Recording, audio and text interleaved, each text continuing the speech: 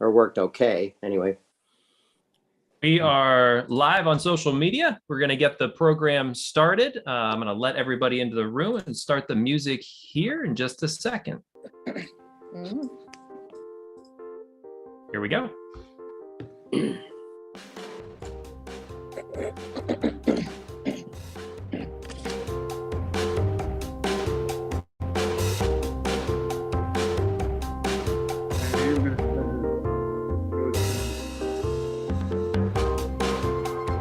Good evening, everyone. Welcome to Greatest Generation Live, Veterans Breakfast Club for Thursday, September 29th. My name is Sean Hall. I'm the Director of Programming with the VBC.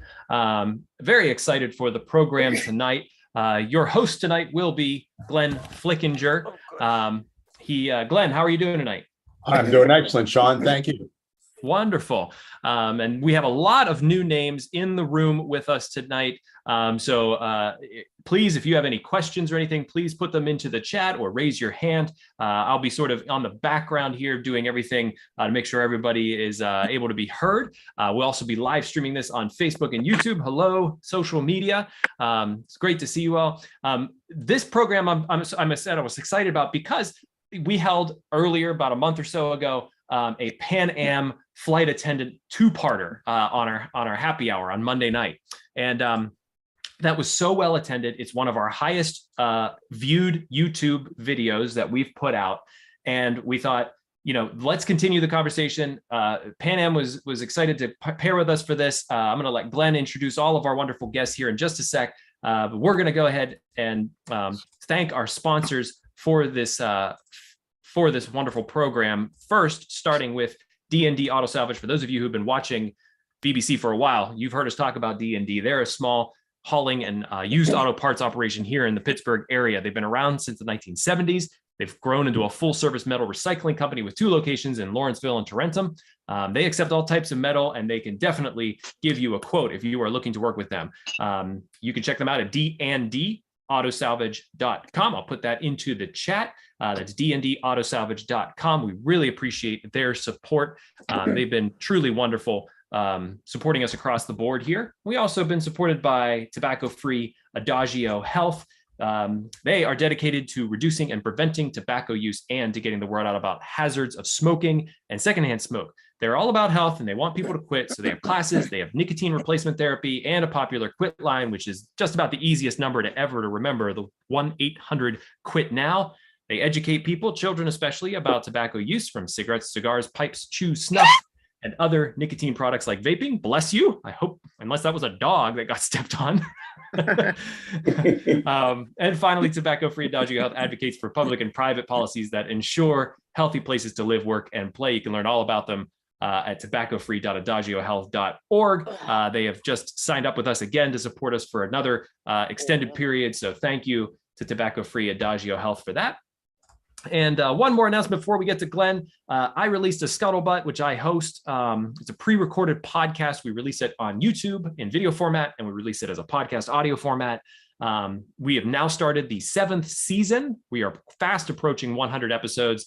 And if you haven't watched this one, I highly recommend it. If you've known me for a while, you know I had a background in acting and in theater. Well, I came across this wonderful gentleman, actor, Douglas Terrell. He wrote a play over the course of a decade called The American Soldier, and he took letters from soldiers who were deployed or soldiers who were in the Revolutionary War all the way up through to the global war on terror, and he crafted a 85-minute play, one-man play about the American soldier. And I got to sit down with him for an hour and a half over Zoom and chat with him about why he chose to write this play. He's not a veteran, so he just had a passion for veteran stories coming out of his experiences in New York City during 9/11. He was right there at ground zero. So he decided to honor the veterans in our nation by writing this play.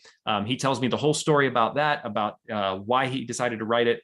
and some of the letters that are incorporated into the play. This is a play that I actually really would like to bring to Pittsburgh because he's not toured it here as of yet. It received a ton of awards in Scotland at the Fringe Festival. If you've ever heard of the Fringe Festival, it's huge. But I had a great conversation with him. So check it out on our website. I'll put the link in the chat. And without further ado, we'll come back with a station break at about 8 o'clock, but I'll hand it over to you, Glenn, to introduce our illustrious guests tonight. Thank you so much for being here tonight. My pleasure, Sean. Thanks very much for the great introduction.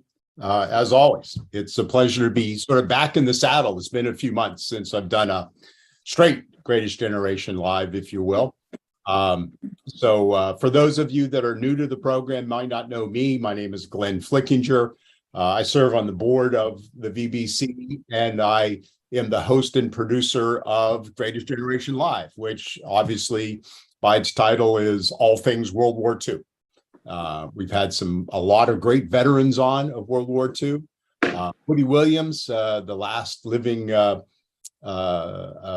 member of the winner or recipient, I should say, of the Medal of Honor, was on about a year ago, and he recently passed. So we were really, really pleased to have had him on.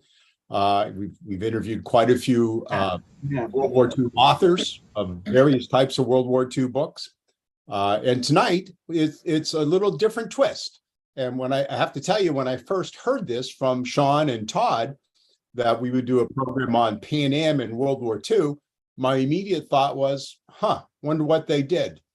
And as always, I'm humbled by the amount of knowledge and the number of stories that are out there about World War II. One of our guests, John Ludich, shared a book with me called Pan Am in World War II. And I learned a tremendous amount about the role of Pan Am. And I hope tonight, by interviewing our three illustrious guests, you will learn a lot about it as well. So without further ado, let me introduce them one by one and ask them to just give a little bit of background about themselves. First is Linda Freyr, who is the chair of the Pan Am Museum Federation. Have that Foundation. Foundation. Okay. So Linda, give us a little background on yourself. Great. Thank you, Glenn. Thank you very much for having us on the show tonight. We're honored and privileged to be here. My name, as you said, Linda Freyr, and I was a Pan Am employee. I was a flight attendant hired by Pan Am in 1979 and was with the company until it closed its doors in 1991. Had numerous opportunities. It was a great airline. I loved every minute of it. Sad that it had to end, unfortunately, but it was a wonderful career as a flight attendant. I used to call Pan Am my magic carpet ride around the world. It exposed me. I was on special assignments, but it gave me opportunities to visit places and see cultures that most people read about or see in movies. So it was a cherished time of my life, and I'm forever grateful to Pan Am for given me that opportunity. Okay, great. And give us a little bit of background about the museum. When did it get started? Sure. When did you become the chair? That sort of thing. Museum Foundation was started in 2015. And it really started, I like to say, with a plaque. And there was a group of us who were asked to obtain a picture of a plaque that exists on Long Island in an area called Port Washington. And the plaque there commemorates the first transatlantic flight, which was on Pan Am. And it was from Port Washington, Long Island, New York, to Marseille, France. There was a group of us, we were all former Pan Am flight attendants. As a group of us kind of stood on the water's edge, looking out over the water and seeing the tracks from the seaplanes that used to land there, we all kind of wondered, why isn't there a museum to Pan Am? And it just dawned on us we needed to do something. And so we went about getting the paperwork and filing it to obtain a 501c3 and become a nonprofit. First full year of operation was 2016. We have built to date 7 exhibits, all telling a pivotal part of Pan Am history, usually explained through an aircraft that depicted the certain era of Pan Am history.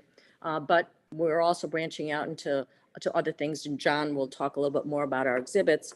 But the timeline was a pivotal one that we just opened in December. Initially, how did I become chair? Well, I think by default. Initially I was a co-chair and sharing the position with two other people at one point. But as life goes on and people's personal needs change, they become involved, and then maybe they decide to pursue other endeavors.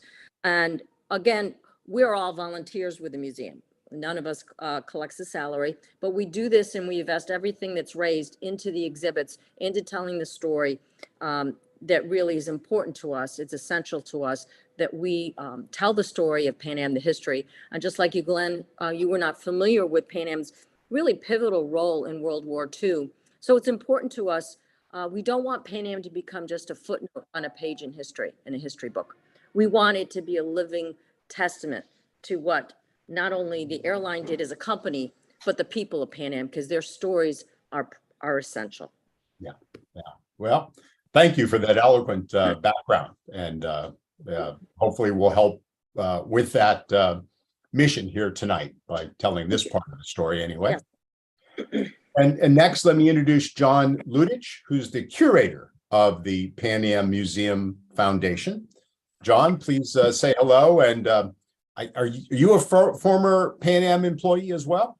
Yes, I am. And I grew up with Pan Am from day one. So my mother was an executive secretary from 1943 until 1981 in the Pan Am building.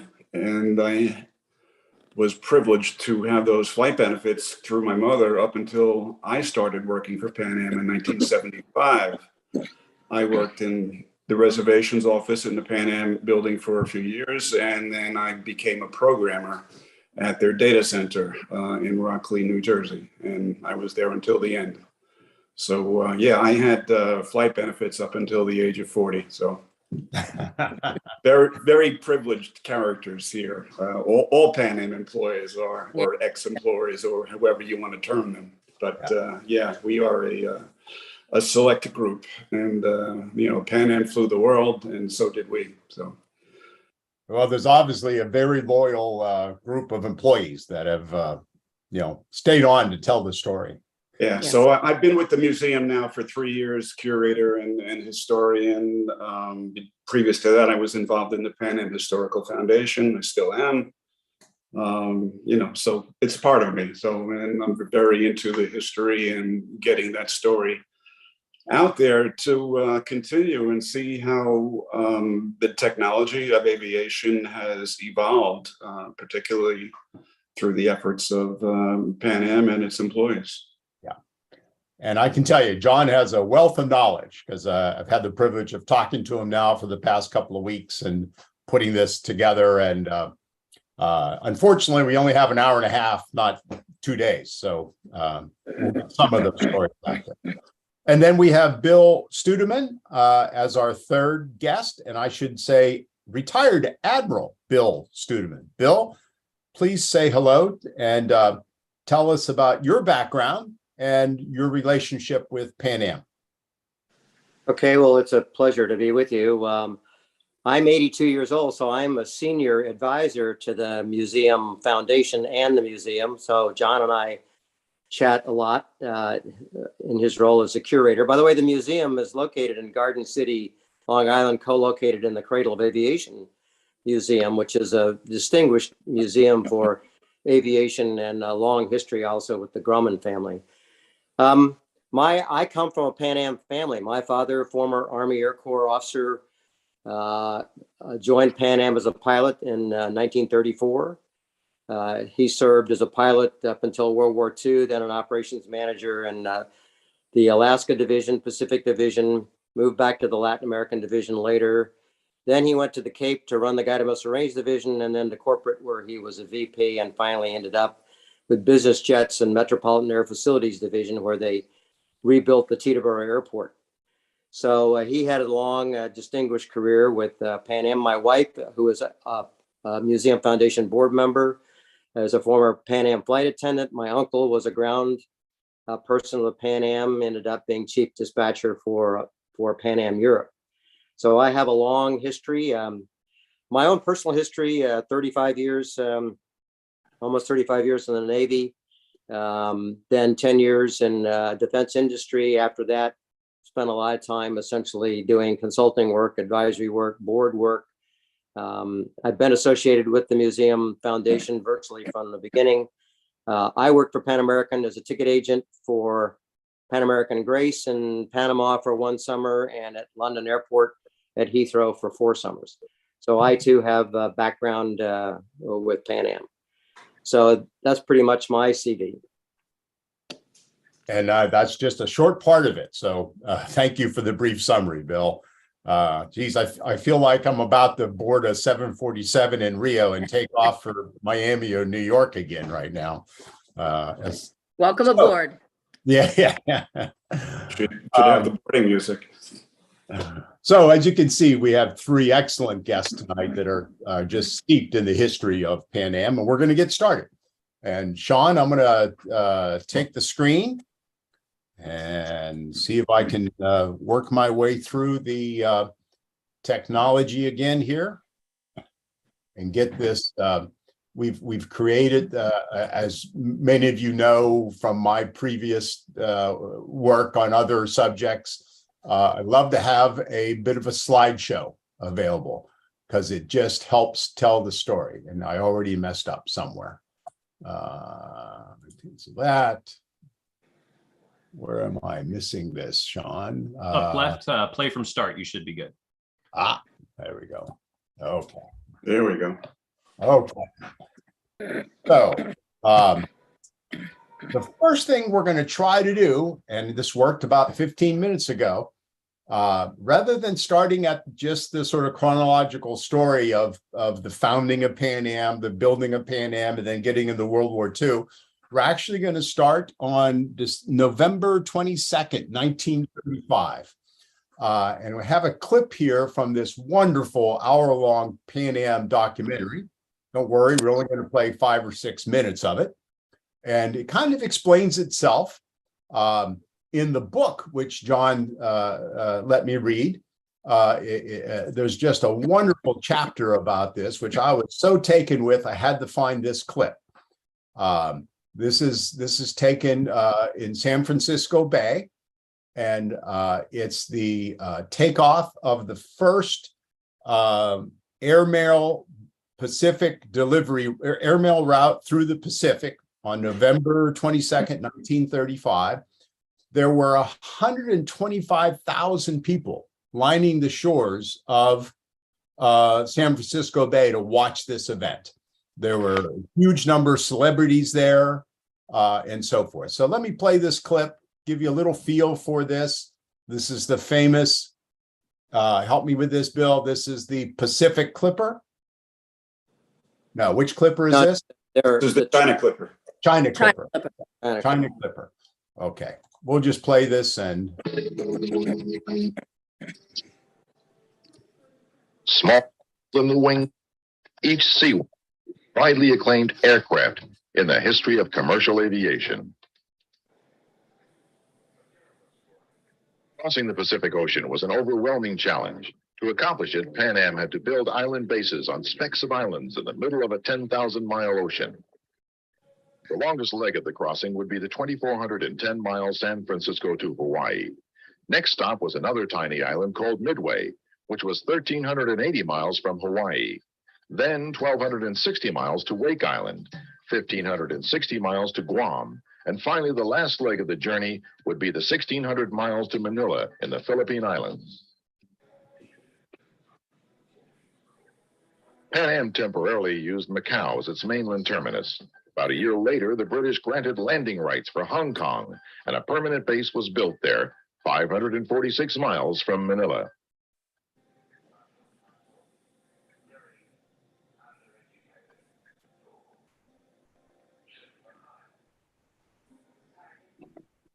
In May of 1935, the steamship North Haven, with a 74-man construction crew and 44 technicians, started construction of 2 complete prefabricated 45-room hotels, one on Wake and the other on Midway Island. It required bringing ashore materials by barge in the pounding surf. was both difficult and dangerous.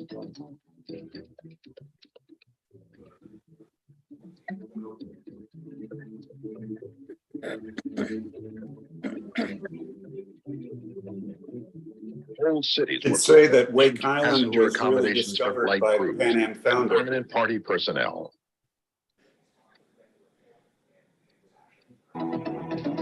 This was no easy task.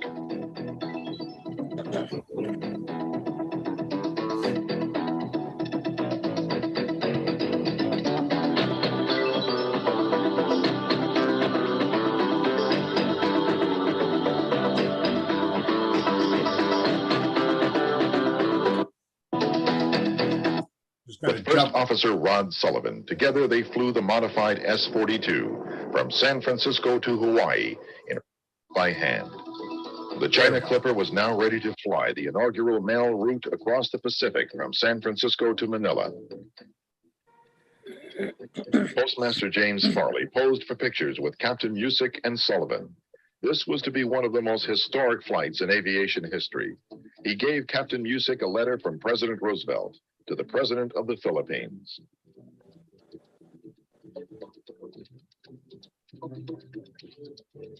More than 125,000 people watched as the China Clipper rolled into the water, heavily laden with extra fuel. It was hard to control. Musick had trouble getting it airborne.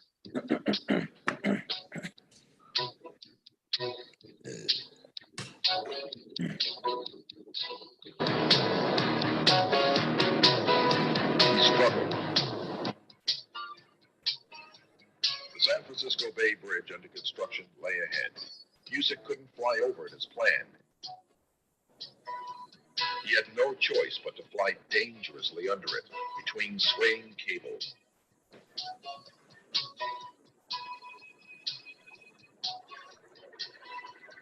Once airborne, he flew through the California Golden Gate and on to Hawaii.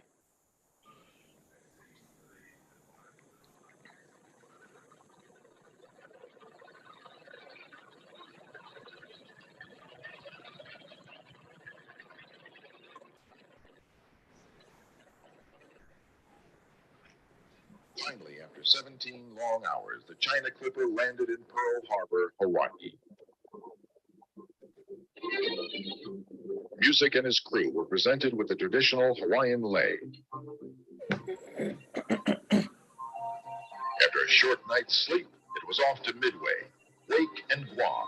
And finally, on November 29, 1935, it landed in Manila Bay.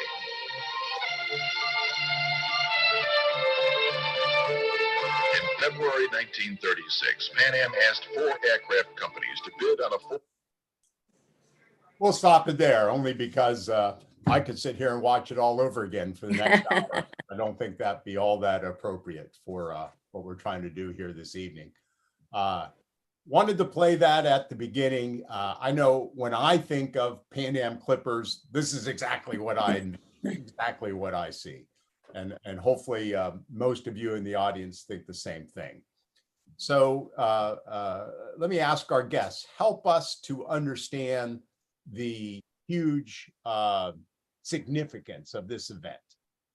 This was almost like, when I was a kid in 1969, watching the first moonshot, watching Apollo 11.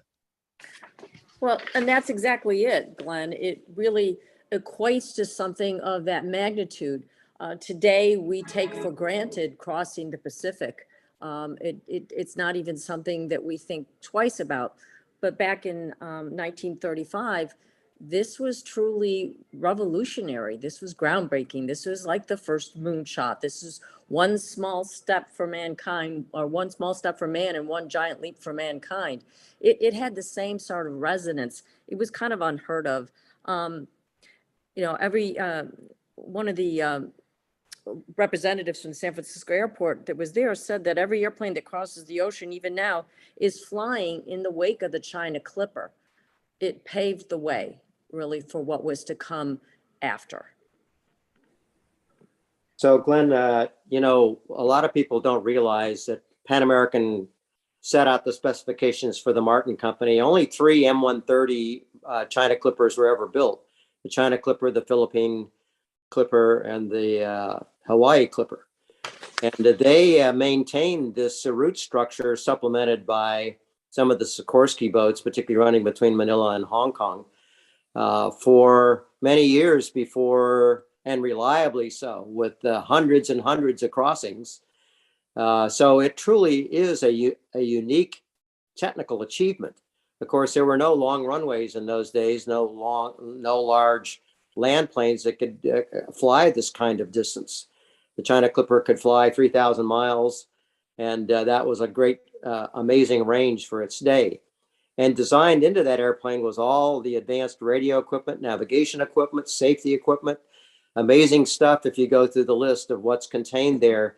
And it set the conditions, if you will, for commercial aviation for the future. Right. And if you think about it, previously, a voyage of this nature would have taken 15 to 16 days, by a fast steamship. And the China Clipper did it in 1 week with 4 stops. Right. And John, you mentioned Wake Island. Why don't you tell the little story as to how one trip found Wake Island? Well, he was looking for a way across the Pacific, and Charles Lindbergh, who was a consultant to Pan Am and a friend of Juan Tripp's, had gone on a survey flight with his wife through Alaska and over into Siberia, and found that it was not useful as a route to Asia. And so we had to turn going straight across the long way. And Juan Tripp was going through old ship logs in the New York Public Library and stumbled onto this atoll, Wake, which had been used as a storage area for guano at one point. And I think there were both the US and Great Britain claimed it, I think, but in the end, America did. And Juan Tripp got the permission to use it as a base in 1934. Yeah. And built on it. You saw the ship, the North Haven, bring all the supplies to build the station with the hotel and the antennas, and all the food supplies. It was an enormous undertaking, including there is a big lagoon in the middle that was filled with coral, and all that coral had to be dynamited so the flying boats could land into it. So that's the story of Wake. And if it weren't for Wake, the trip would not have been possible. And of course, this is the same Wake Island that, as the beginning of the Pacific War unfolds, becomes the famous Wake Island. Right. That's correct. Right. So it's part of the story about Pan Am and World War II. John and Linda, we added this just a little bit before the program. This envelope. What are we looking at here? What's the story behind this? Well, this is part of was donated recently to the museum. It's part of our collection. And it is a stamped first flight, stamped envelope. It was on that historic flight of November 22nd, 1935. And you can see the stamps. These are collector items in today's world. People collect these, the specific stamps for especially inaugural flights of this sort. So it's very valuable, and we're blessed to have it in our possession, because it's significant of a moment that might be lost in history. Now, to me, it looks like a piece of artwork. Yes, they really did a lot back in those days as far as the envelopes and stamping them and annotating or making sure there's some historical significance that's recorded on the envelope. Yep. And now we just have email, so. I know it's and it's addressed to Guam, which is only 4/5 of the way to Manila. Yeah. Okay, so hopefully we got our audience attention there with the beginning. Let's step back, if I can make this work correctly here now. Yep, here we go. And let's go back a little bit in time. That was 1935. We're going to go back to 1927. and the creation, the origins of Pan Am itself. And I think, Bill, you're going to help us through this for the most part. As most of you would know, this is a picture of on the right side, five-star General Hap Arnold. On the left side, that's Hap Arnold, I think in 1910 or so, 1911. And he was one of the first 2 or 3 students of the Wright brothers from the Army Air Corps, and became a pilot at that time. So what in the world did Hap Arnold have to do with the founding of Pan Am? So I'm going to take this part. I have to say that 1927 is a very complex year. A lot is going on down the Juan Trippe track, if you will, and a lot is going on down the Hap Arnold track. And they sort of converge at the end, and that results in the creation of Pan American Airways. Hap Arnold had this notion, really pressed on by the threat from a German airline that operated out of Colombia, very near the Panama Canal Zone. He had this vision that there needed to be an airline for lots of reasons down in the Pan American area, the all Americas area, Central America, South America, North America. Right. And this German airline was beginning to expand. This is between World War I and World War II. So there were concerns about German activities everywhere. But he not only was concerned about the Germans, he had this vision that airlines were going to play a major role in the future of defense. And also he sort of understood that, particularly by 1927, that the way to build up the airlines was to start an airline that could bid for, win, and then support foreign airmail routes that were called FAM routes, foreign airmail. And these FAM routes were all sort of numbered, actually. FAM routes that went from Texas, south, Florida, south, into the Caribbean, and foreign airmail delivery. And you recall that the first China Clipper flight was heavily a mail flight. And you saw the envelope from that mail flight. Mail was going airmail now was an important new thrust. So he actually sat down, drew up maps of the area. He actually came up with the name Pan American Airways, and he had several other Army Air Corps friends, including Carl Spaatz and 2 other folks, one Navy person who he was involved with when he started and framed up and formed Pan American Airways in March of 1927. Now, if you just hold that thought for a minute, we need to now go down another path.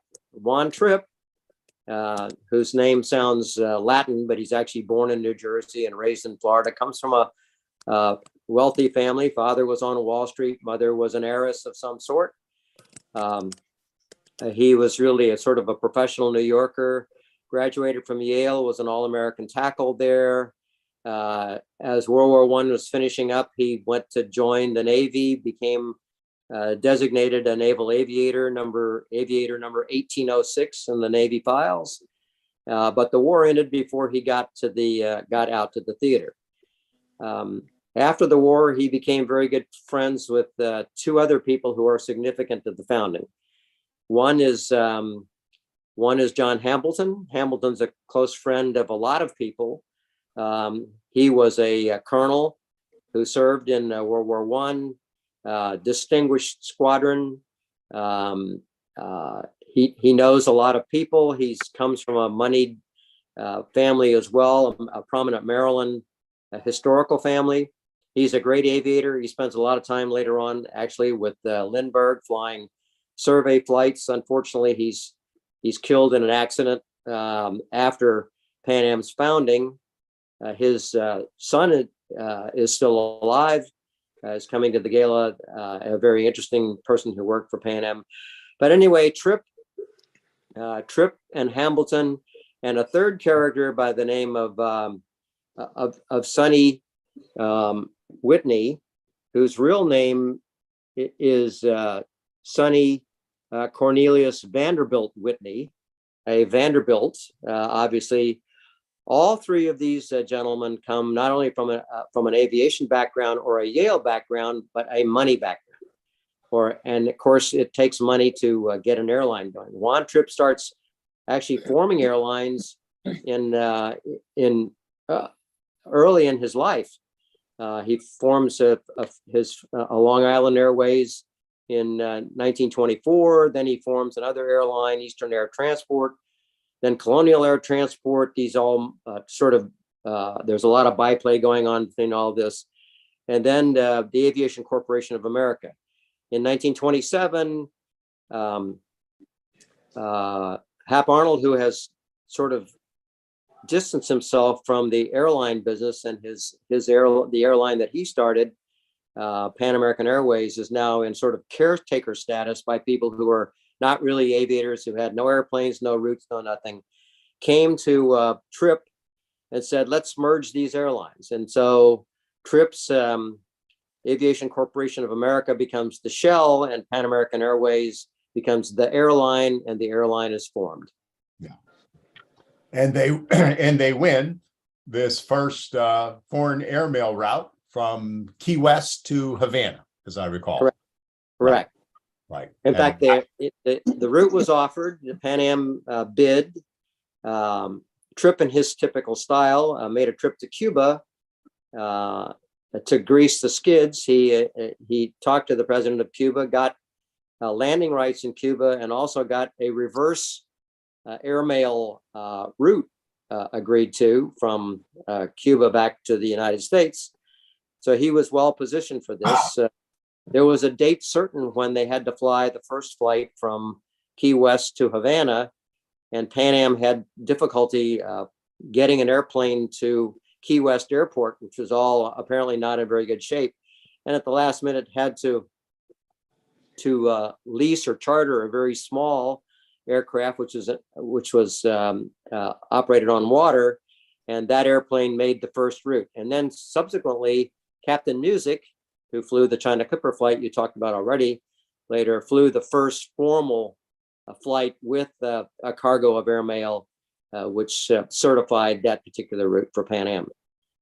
So this little flight here, this little leg right here, more or less, is that first route that becomes Pan America's foundation for the whole Latin American route structure over the next decade or so.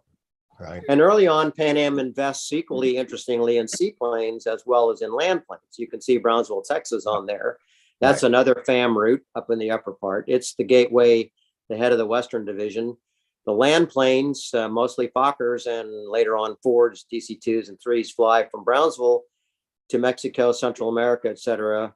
And then the both land planes and seaplanes fly from Miami Airport and Dinner Key Airport into the Caribbean onto South America and Central America.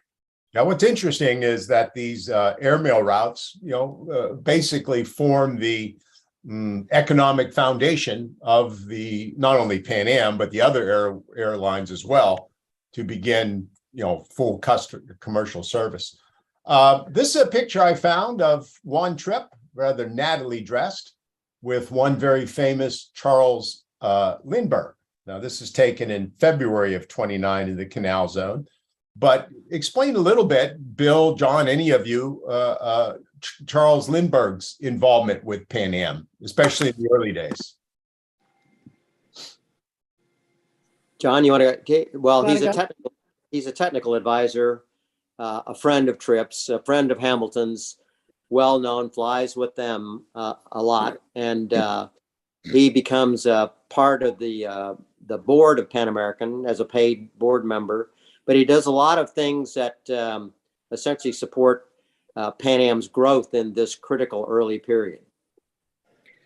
He had a hand in all of the aircraft that Pan Am used from 1930 up until the 747. He was not an engineer by training, but his mind worked like that, and his attention to detail, his friendship with Igor Sikorsky, which I know that you're going to comment on there, Glenn. So yeah, anything that was aviation related, Charles Lindbergh had a hand in with Pan Am. And that's a great segue into the development of the amphibious planes and the Clippers and Igor Sikorsky. But before we go there, let me pause. Let me ask the audience for any questions. Or Sean, is there anything in the chat room that we should ask our guests to address? I do not see anything in the chat. Everybody's welcome to raise their hand or pops up in the chat. We'll be sure to call on you. Glenn, can I go back to Wake Island? I just didn't comment on the fact that when Pan Am got the permissions to use those island bases, they got the blessing of the United States government because of the aggression that the Japanese were doing in the Pacific area. And as you said, it became, a Navy base after the war started. Yeah. And we'll get into that a little bit more.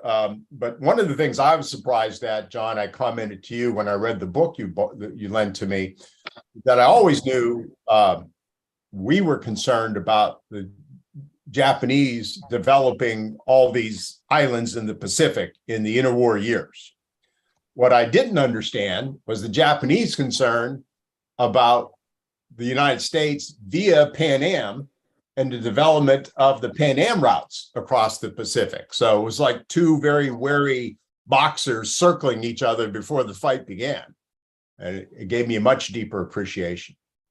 Well, the key to that story really is that Pan Am flies directly across the mandates. And of course, the Japanese were given the mandates after World War I. And the promise was that they would not fortify them. And so as they get to the later 1930s, Japan starts to build the infrastructure and becomes very paranoid about who can see or know or pass nearby any of these Japanese places where they're expanding all these islands and the mandates. And Pan Am was like a dagger that flew, or an arrow that flew by every day. So let's get into the development of these amphibious planes and the technology. John, what are we looking at here? As I think I said to you earlier today, I know you would never get me on this thing. It looks like a flying canoe. That's exactly what it was. This is a Sikorsky S38. I think it was started in 1927. Sikorsky probably produced about 100 of these, and I think Pan Am had at least 20. It was carrying 8 passengers and a crew of 3. I think it flew at 100 miles per hour at probably an altitude of about 2,000 feet. It was a very short range, but those were the island hops, that Pan Am was doing early on in 1927, 1928, 1929. Yeah. So it was an amphibian, so it could land on land or it could land on on the water. And this is one of the airplanes that Lindbergh and Hamilton did a lot of the survey flights along the north coast of South America, Right. et cetera, because it was really conducive to that. It's a natty little airplane, actually. Yeah, it's a shame we don't, John and I were talking earlier, we don't have any actual examples of these planes still with us, this or the later. If you remember the movie The Aviator, the scene where Howard Hughes is flying Katharine Hepburn around in Hollywood, that was in an S-38. Wow. Quick question here from Don Nemchek in the chat. Did Pan Am use Bettis Airport in West Mifflin as an airmail port? I'm guessing West Mifflin, PA? Yeah. I'm not familiar with that. No, that doesn't sound familiar. Yeah. Not at all. I don't know it. I don't know that either. Keep in mind, Pan Am was a foreign air carrier always in search of a domestic routes, and so they didn't have much route structure that wasn't laid to the long range overseas flights. So we mentioned Sikorsky. This is a photo of Igor Sikorsky, who obviously played a key role in the early days of the development of this technology. Tell us about Igor. I'm taking he wasn't from West Mifflin. He's from Stratford, Connecticut. No, he was an immigrant from Russia, and he was an aeronautical engineer. Everything that he made flew. His machines were very conservative, that they were dependable. The model that he's working on here is the first 4-engine flying boat. This is the S40. Yeah. It really was an evolution of the previous plane, the S38, which only had 2 engines. Lindbergh didn't like this particular plane. He called it a forest of a flying forest because of all the struts and wires and the way that the tail hung out in the plane. But as time grew on, that evolved into the S42, which you'll see later. Right. This is here. This is the S42. Yeah, I'm sorry. You can see how the engines now are embedded in the wings. They're not hanging from struts anymore. The tail is directly onto the body, the fuselage of the plane. It's not hanging out on a runner. It was very advanced, carried about 35 people, which comparatively the DC-3 only carried about 20, which was the most famous land plane at the time, which came out right around the same time, 35 or 36.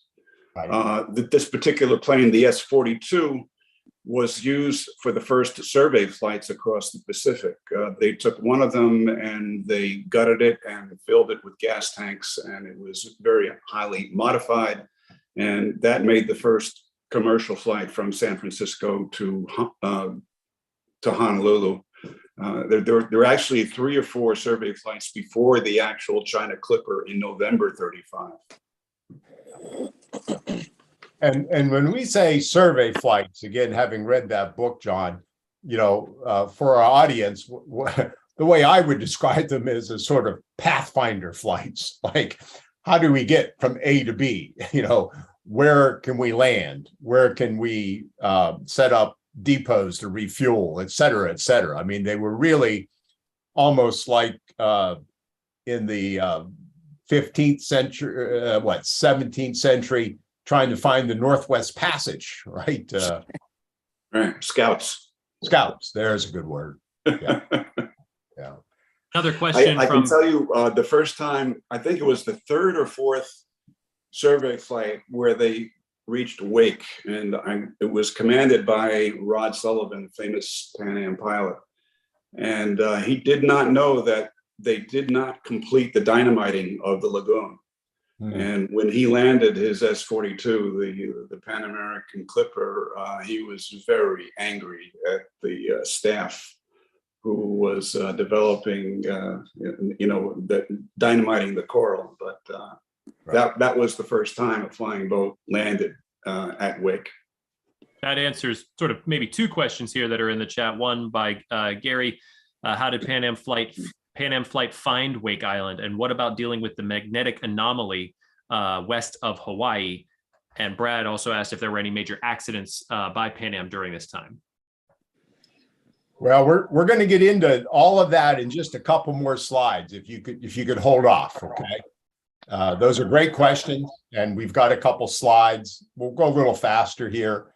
This is the next generation of, and now this is truly a flying boat. It's not amphibious, right? Could only land on water. Right. This is a China Clipper. This is the China Clipper. 1930, what, 9? Or No, 30. 35. They really started building at 33, and it made that first flight to Manila in 1935. It's an amazing technology for its time, really. and quite actually a small airplane. And this was made by who, guys? Martin Company at Middle River here in Maryland, just up the road from me. I live in Annapolis, and they went on, of course, to build many seaplanes of great fame, particularly during World War II, the PBY series, etc. The Martin Mars, and then later merged with Lockheed Martin Corporation. They're the Martin and Lockheed Martin. Yeah. Okay. And then the next jump is really kind of what we famously think of as the Clipper series. At least I do when I think about these, because this comes out in what year? 1939? Pan Am introduced it in 1939, but the development had started about 1936. And this, of course, is the Boeing 314. So tell us about this plane. It looks huge. All right, it started, Boeing had produced a prototype bomber called the B-15.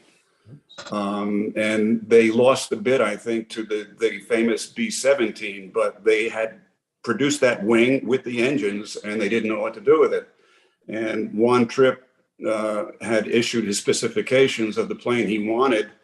And the Boeing engineer, whose name was Wellwood Beale, affixed the wing of the bomber onto this flying boat fuselage. And Juan Trippe had his specifications as to the range he wanted, which was over 3,000 miles, the number of passengers, et cetera, et cetera. And Boeing came through, they won the contract, and there were 12 of these produced altogether from up until 1941.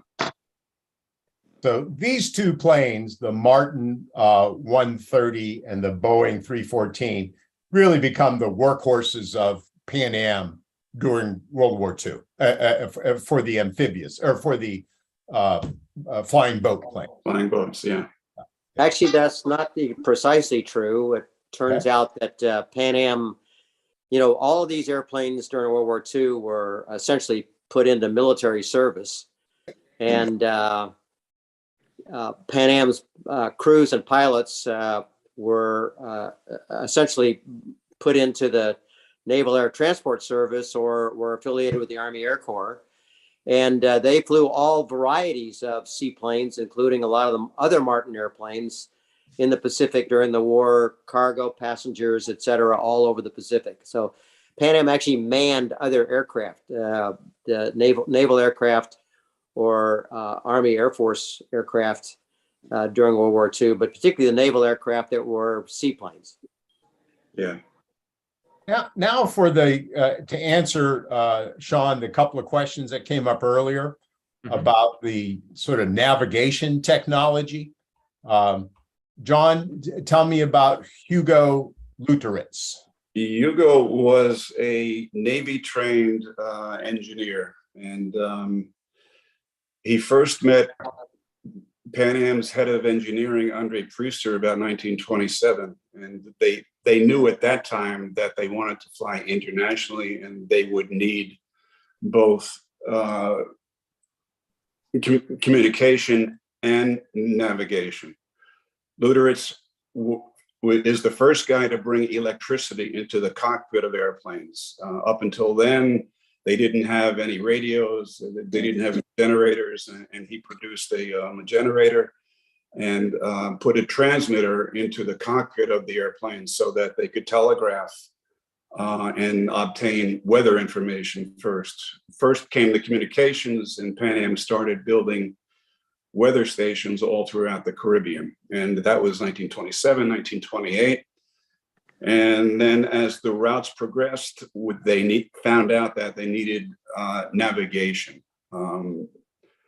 As I told you before, Glenn, flying domestically, in bad weather, you could follow highways or railroad tracks and fly low. But when you're flying over water, it's very easy to get lost.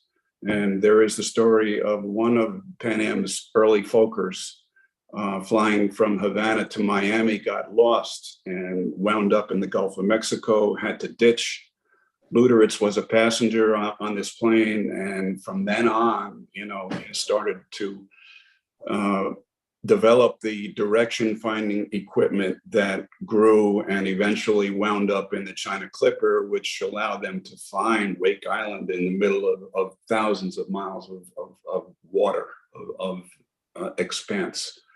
He developed, well, he didn't invent, but there's these antennas called adcox, which are really 4 poles that have antennas on them. And I'm not going to go into what triangulation is, but through triangulation, they were able to find out the location of the islands that they were aiming for.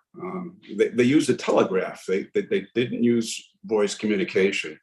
And I think a dot was like 5 miles to the east of where you wanted to go, and a dash was 5 miles to the west of where you wanted to go, maybe vice versa. I'm not sure, but it was fascinating and primitive, and it worked. Juan Trippe trusted Hugo, and Hugo gave him the okay the night before the first survey flight across the Pacific. And that's what he's famous for. Wow. So for the military people here, Pan Am had the most advanced adcock arrays on the planet, deployed across all of that Pacific route. And they were so accurate and high performing that the Navy came to them, the naval intelligence people who were doing intercept and direction finding in the Pacific, particularly against the Japanese Navy, and borrowed the technology, and then ultimately later, in a very clever way, integrated Pan Am into their system for specific purposes. And out of that, of course, Pan Am got some, out of the intelligence guys, they got some weather they wouldn't ordinarily have access to. So there's a military angle to this DF system. Now, Pan Am also pioneered non-radio navigation as well. Fred Noonan and the people in Miami at Dinner Key, where they had a navigation school, did a lot of the advanced celestial work, and they specialized in finding small islands. That's the kind of navigation that they worked, and there was special techniques developed for that. Right. Gary asked, what was the range of navigation transmission? They could, a clipper with a long wire on it, they could hear thousands of miles away. Yeah. And DF it. And the way Pan Am did was that the pilots on board, the crew on board. Was that HF? It is HF, right? Okay, thank you. Now I'm all on board. Okay, thank you. So they would use long wire antennas, and they would the crews on board would transmit what they thought their position was, and then they would use these DF systems to confirm it. Okay, hopefully that answered one of those technical questions earlier. This next slide is the legendary Captain Ed Musick, and I think it's going to answer a question about the tragedy that occurred involving Captain Musick. John or Bill or Linda, you want to explain what happened? I'll take that. Yeah. Well, Musick was one of Pan Am's first captains. I think he initially started with the airline Aero Marine, which was really America's first airline from Florida to Havana, but came on board with Pan Am. He was a test pilot. He was very meticulous in everything he did, very careful, he had a habit of putting the crease on his pants every time he sat, in the captain's seat, and everything was by the book. The tragedy was 1938, January 1938. He was flying one of the S-42s, Sikorsky S-42s from Samoa. He had taken off from Pago Pago, and one of the engines went sour, had to turn back, had to do a fuel dump because the harbor at Pago Pago was very difficult to navigate. So he had to dump several thousand pounds of fuel. Unfortunately, the fuel dump valve was very close to the exhaust of one of the engines, and It's not confirmed, but the plane exploded in flight not far from Pango Pango, and that was in January 38. And Music had done all the testing of the China Clipper when it was being made in Maryland at the Martin Company. He would take it out for long trips in the Caribbean for the extent of the, the Pacific flight. And he did a lot of testing for Pan Am. So yeah, he won I think the Collier Award. He was on the cover of Time magazine. He was a real aviation hero. He's a man of few words, apparently, highly respected by all the crews. He was Pan Am's chief pilot, and beloved of the pilots that flew with him. They describe him in incredible terms, actually, but again, he's quite a reserved person and apparently a man of very few words. And camera shot. Let me take just a little break here. It is right about 8 o'clock, Sean. You want to take the station break now?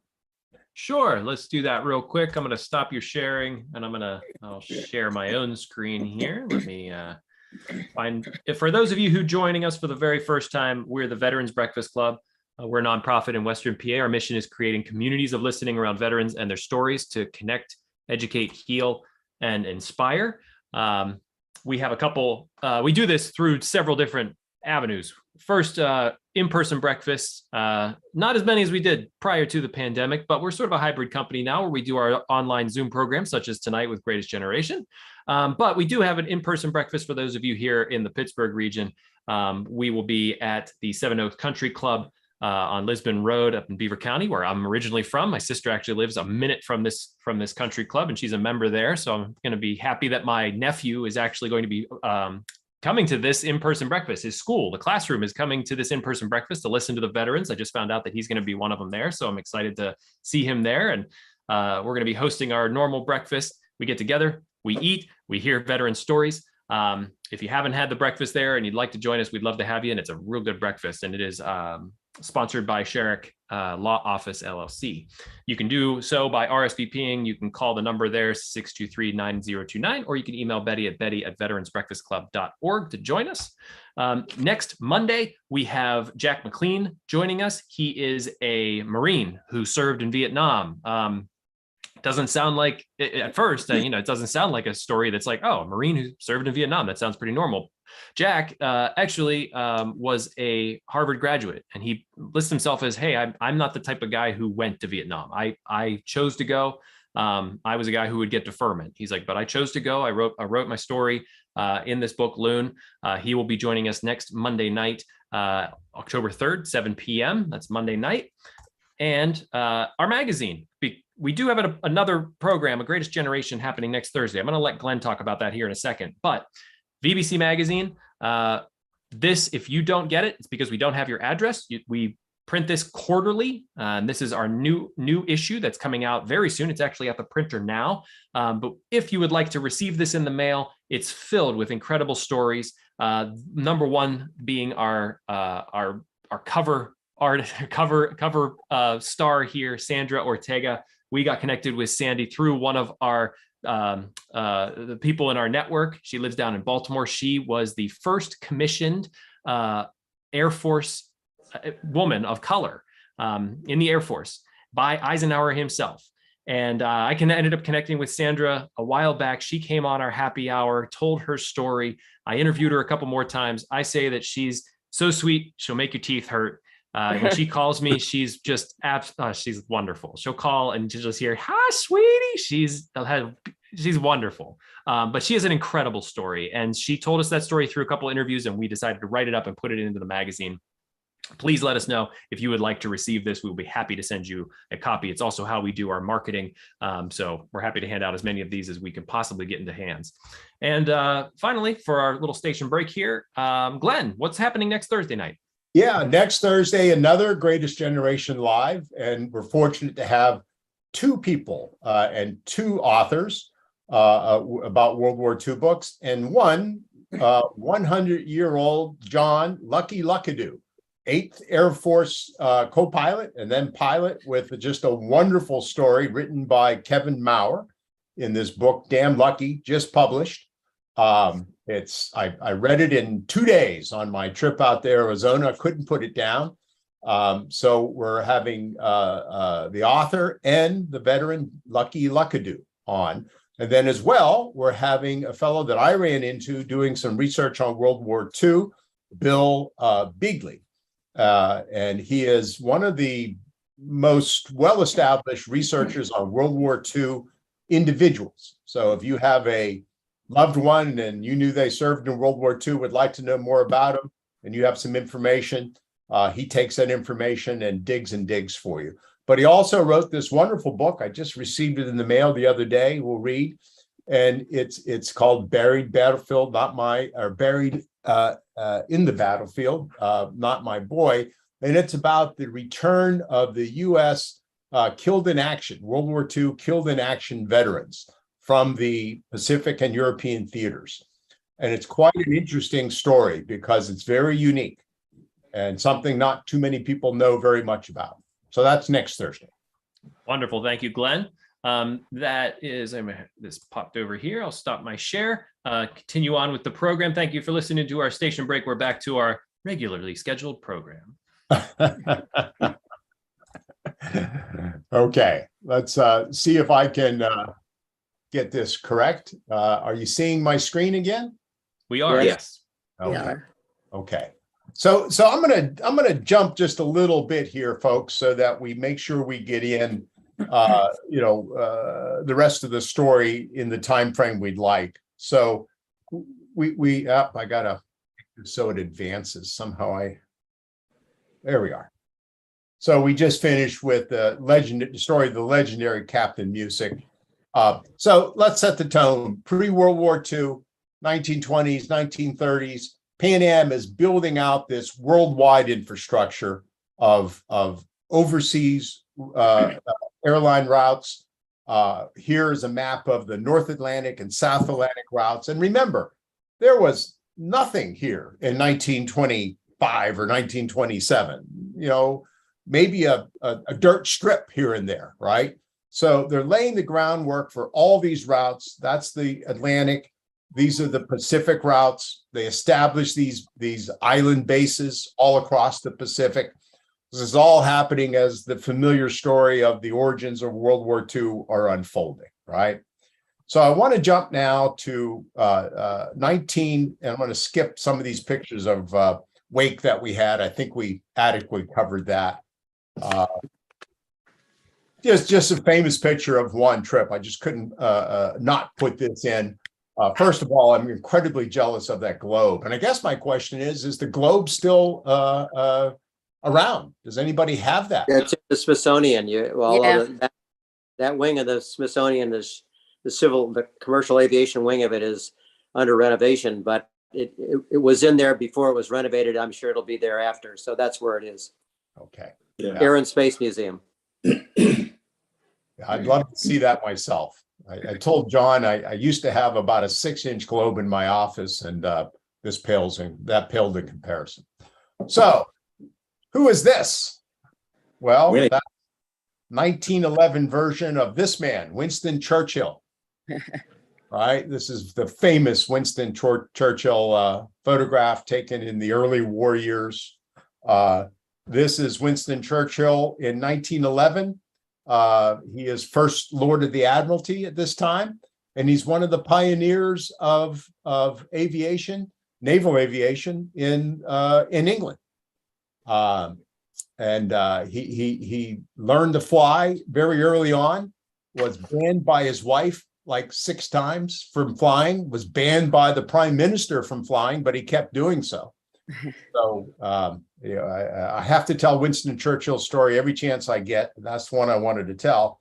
But John, why are we talking about Winston Churchill? What happened with Winston Churchill and Pan Am? Pan Am started flying the Atlantic in 1939 with the Boeing Clippers, with the 314s.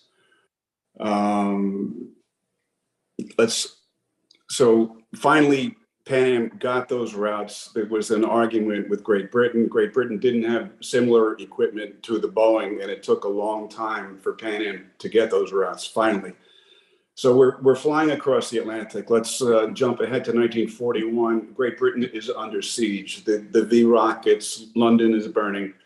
One trip goes to London under the auspices of speaking at an aeronautical conference over there, and somehow meets Winston Churchill. Not sure whether he was summoned or it just happened to be there. But this coincides with the time that Great Britain got 3 of those Boeing 314s. But those are the latter 6. Here is Churchill at the wheel of his personal 314, I think. I love that picture.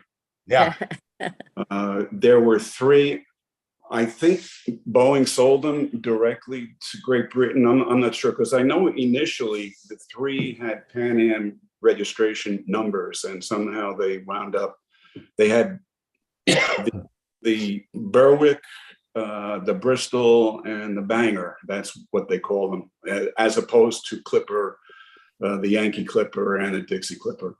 Anyway, so Winston Churchill summons one trip into 10 Downing, and I'm sure they imbibed over scotch and sodas and stuff. And Churchill explains his need of American assistance to beat the Germans, particularly in Africa with Rommel.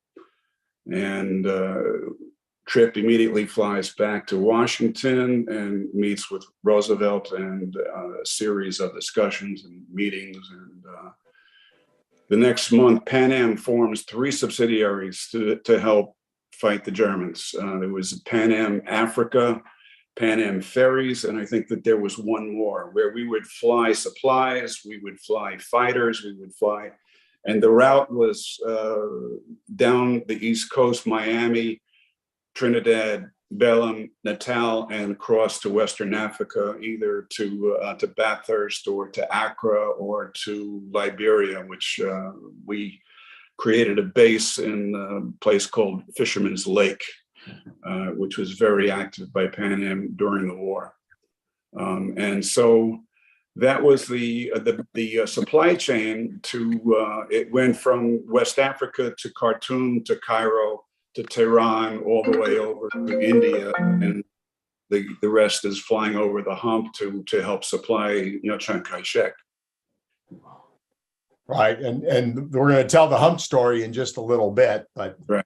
Again, another illustration as to how Pan Am is sort of directly involved in the military aspects of the war as it unfolds. One question here quickly in the chat is, did Pan Am fly tons of quote unquote yellow cake uranium ore from Central Africa to the US for our World War II atomic bombs?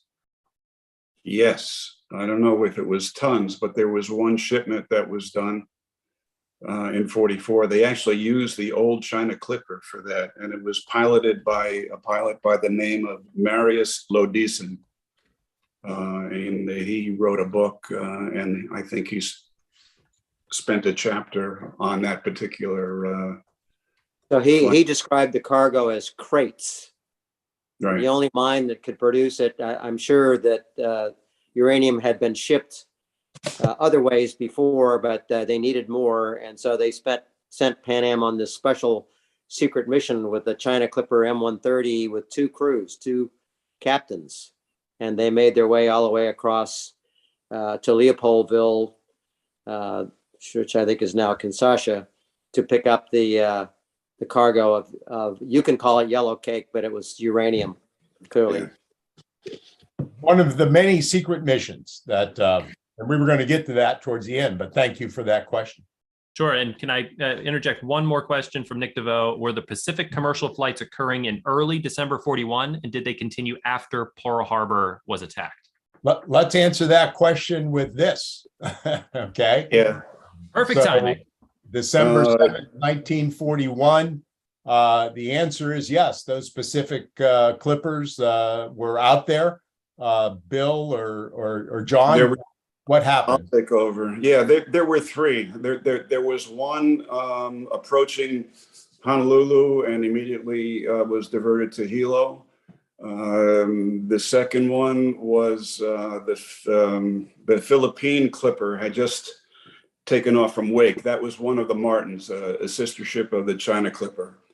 Was carrying cargo over to Guam, I believe, and it immediately was summoned back to Wake to pick up the Pan Am personnel on the island and some passengers. All right, the Martin had the capacity only for about 35 passengers, and on this particular flight they had to carry over 60.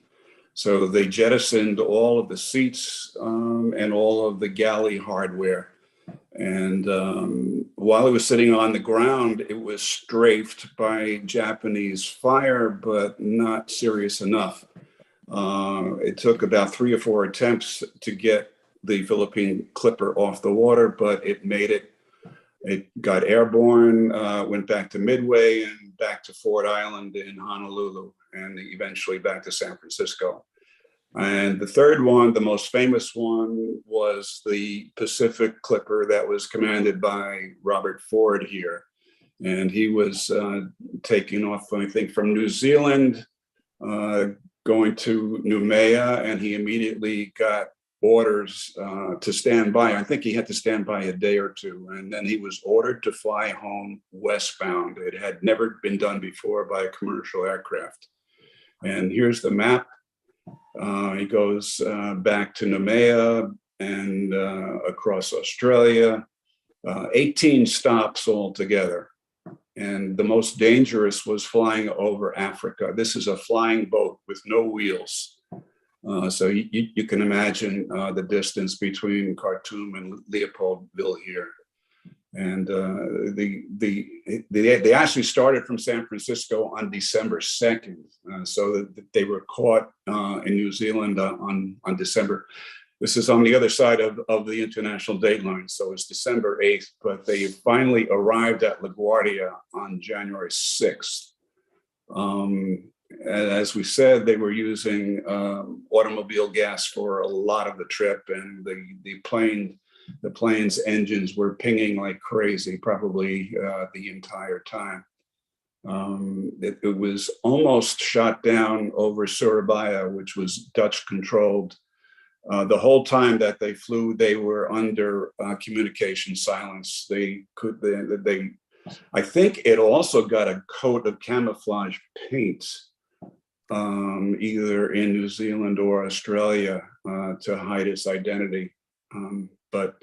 Yeah, so that was the first commercial circumnavigation of the globe in a big Boeing 314.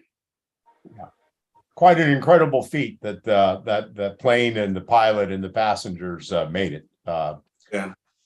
So that's 30,000 miles to go. So that's an amazing achievement, really. And they had to scrounge along the way. A lot of the fuel had to be loaded out of 5-gallon jerry jugs. It was an amazing event. And keep in mind, if you track those dates, that's 30 days. Yeah. Okay, so the war is on now with the U.S. There's several different stories we can tell. One of the stories we want to tell is Pan Am's role in flying the so-called hump from northern Burma to China, because the Burma Road was closed by the Japanese for a couple of years there in 42 and 43, going into 44. Why was that so significant for Pan Am, John? The prime reason is flying over the Himalayas, where you have to be flying at least 20,000 feet in altitude, and these planes were not pressurized, and they were cold. And the cloud conditions, the weather conditions, they were snow and ice. And these pilots, these flyers were genuine heroes, what they did. Right. And these were slow going propeller planes. These are not, Boeing 707s. Right. And Right. they made hundreds of these flights. Linda, if you wanted to talk about Pete Gutierrez and Here's a Captain Pete Gutierrez, he's one of the true heroes of Pan Am's Africa Orient Division. And during World War II, he heroically flew about 680 missions, which is really unimaginable given the dangers and the risks, the mechanical issues that the planes were experiencing. There was a plane lost for every 218 flights. It was an accident rate of like almost 2,000 planes lost per 1,000 hours of flying time. And loss of life as well. It was incredible.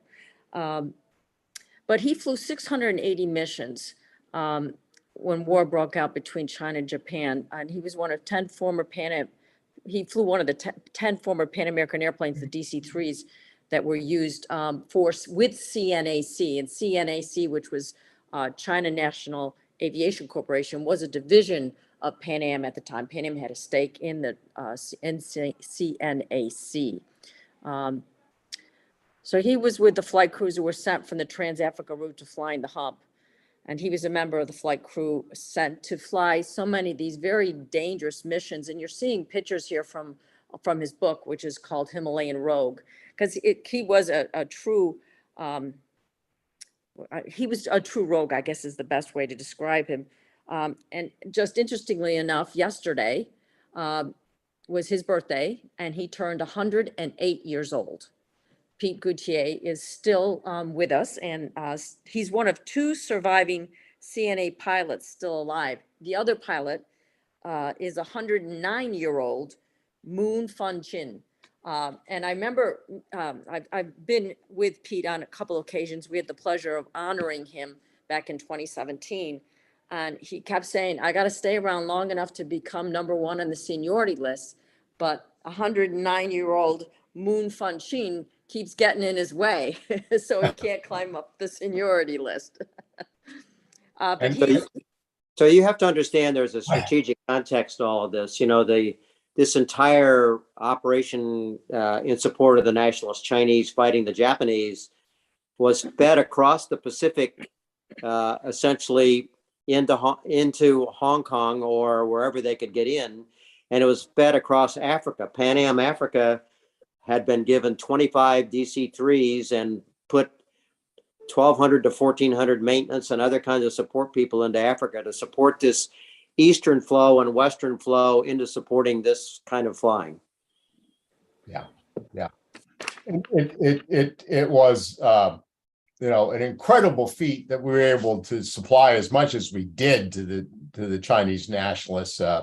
There's a fantastic book by Barbara Tuchman called Stilwell and the American Experience. And it's covered in depth in there, the whole Burma campaign, which is so underappreciated, and what Stilwell accomplished with the Chinese nationalists and the difficulties of working with them. But without men like this, Pete Gutierrez, it wouldn't have happened.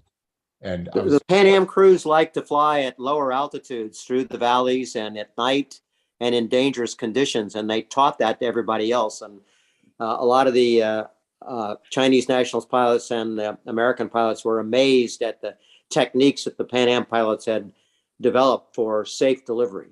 Yeah, I showed this picture. This is Pete, I believe on his 106th birthday. I found it in a newspaper article. Yep. And I showed there this. Was a anniversary, and they flew on one of the original aircraft that was used to fly the hump. I showed this picture to my mother the other day when I found it. She's 102, and she said, he's too old for me. So, not interesting. But obviously, what an incredible, legendary Pan Am hero and American hero. He's quite the charming guy. Yes, truly. So the next story we want to tell, and we're just about at the end of our stories here, and you'll recognize this man, Franklin Delano Roosevelt. and the famous trip to Casablanca in January 1943. And he's flown on one of the Boeing 314 Clippers. So which Clipper was this, and where exactly did he fly from and to? I'm really not sure which one it was. There were two. Yeah, I have that somewhere. I'll look it up while you're talking. Yeah, he boarded in Miami, and Miami to Trinidad to Belém to Natal, landing at Bathurst in British Guiana, and from there he took a DC-4 to Casablanca. Right. It was commanded by Pan Am Captain Howard Cohn, seated here on the right. Yeah. And across from President Roosevelt is his assistant, Harry Hopkins. And Glenn, you know the general on the left. He was from the Admiral. Joint. This is Admiral Leahy. Admiral Leahy, chairman of the Joint Chiefs of Staff and chief of staff to FDR. He sort of created those two positions. Yeah. This Well, was his birthday. I'm sorry. That's What I love about these photos is you look at the interior of these Clippers, and you know, it's like a flying living room compared to what we fly in today on commercial. Right. Yes, That's it was his quite birthday luxurious. I think that this was FDR's 61st birthday, if I'm not mistaken. Yes. Yes. Yeah. There are actually two B-314s took this flight. I think one was the Atlantic Clipper and another one I can't remember, but Okay. the backup airplane carried the backup crew, spare parts, maintenance, and some people say it was supposed to be a decoy if required. Right. Okay. Well, One question. I don't have any more photos, but yeah, questions.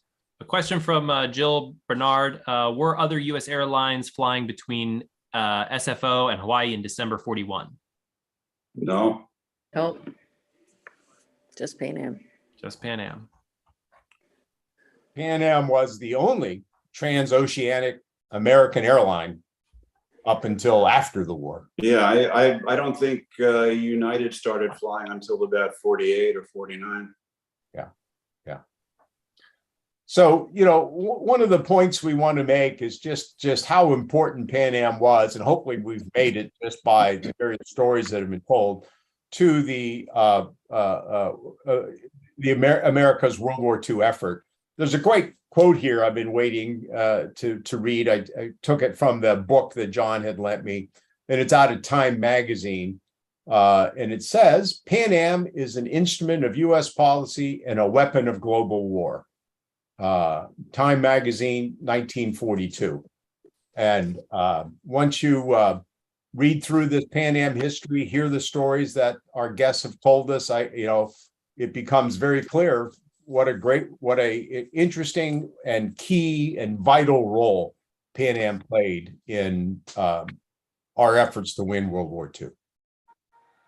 So are there other questions, Sean?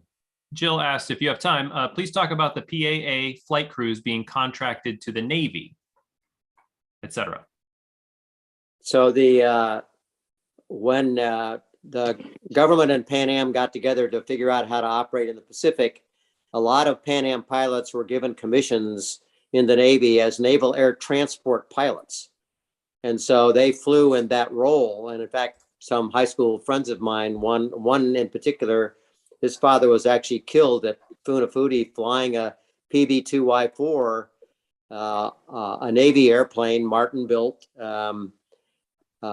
when a ship went across at an attempted night takeoff in the flying boat takeoff channel.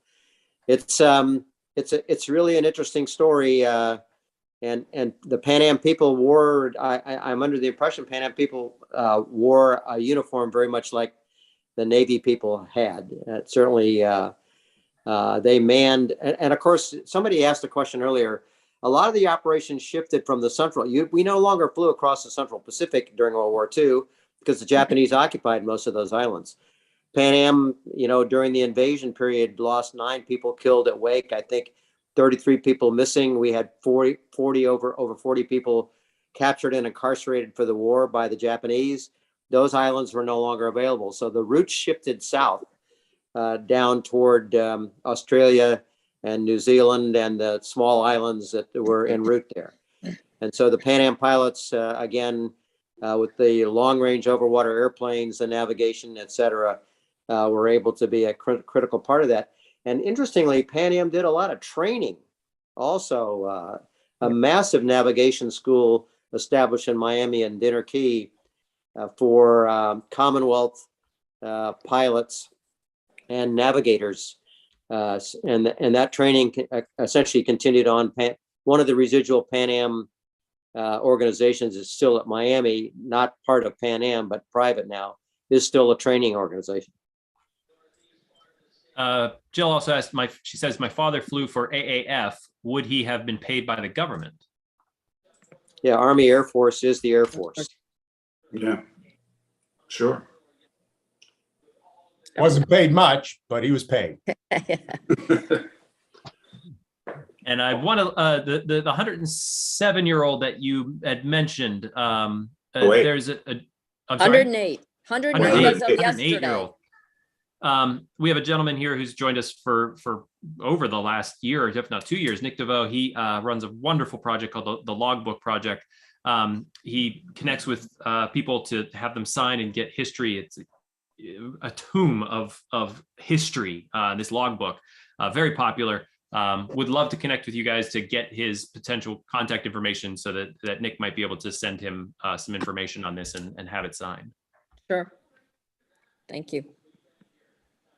So, Linda, John, Bill, any final thoughts you'd like to express about Pan Am and the history here that we've told from 1927 to 1945? Well, I can just say that these are some of the secret missions that we know of. There are still many that we don't. I mean, it was a vital role in the war, and as I explained to you earlier on in the day, this also coincides with the end of the flying boat era. Pan Am parked its flying boats in 1946 for good, and because of all the airports that were built, land planes were the way to go. They were a lot cheaper, easier to fly, and that was the end of the era. So, I would just say, and Linda and John say the same thing, any kind of association with Pan Am, particularly those of us who have been employed or have a family background, is visceral, really. It kind of gets into your blood. And these stories I grew up with, they're amazing pioneering stories of people and technology and achievement and operations that are simply staggering to think about. These books actually don't do justice to a lot of this. Yeah, and I guess also saying that, as a kind of chosen instrument, as Pan Am was called, that the history of Pan Am is indelibly interwoven into the history of the United States throughout the last century. They're almost indistinguishable in parts, and Pan Am played a pivotal role throughout its 64-year history with the U.S. government. Yeah, very, very well said. So, where is the museum's address? The museum is located in Garden City, Long Island. It's located on Charles Lindbergh Boulevard, which it's on the historic place, as Bill had mentioned earlier. It's at the Cradle of Aviation. We're a museum within a museum. It is located at the historical site where Lindbergh took off on the Spirit of St. Louis from New York to Paris. Roosevelt Field. It's on Museum Circle. Yeah. What was Pete's last name and the title of his book? Himalayan Rogue. Himalayan Rogue. I will put that in. I'll put it in the chat. Yeah, and his name is Pete Gutierrez, Goutiere. It's in the chat. All right, thank you. John, if you could put the Pan Am at War book in the chat for people who might be interested, I'd highly recommend it. It's obviously kind of more general in nature, but it was a very good read and gave me a great sense for all of this history. It's a Yeah. bit pricey, but you can get it on eBay It's- for about $122. Yeah, It's still available on Kindle for about $20. right. There And you it's go. out Get a hardcover Kindle.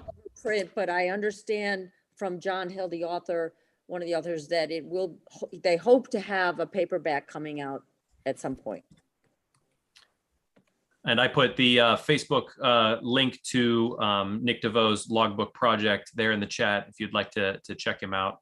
All right, thank you.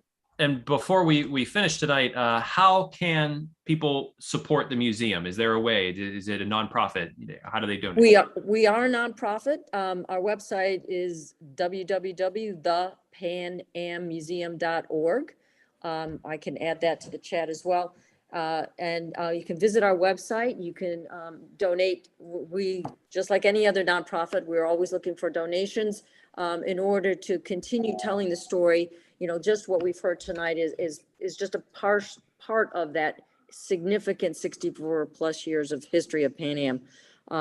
So there's plenty of opportunity for financial donations as well as memorabilia, artifact donations, and donation of time. If you have time to help and volunteer, we're always looking for people to come in and give us a hand. So again, thepanammuseum.org is the website. And there are lots of now Pan Am podcasts online, which you can just Google. Right. And the Pan Am podcast, we do have a Pan Am podcast on behalf of the Museum Foundation, is hosted by one of our board members, Tom Betty.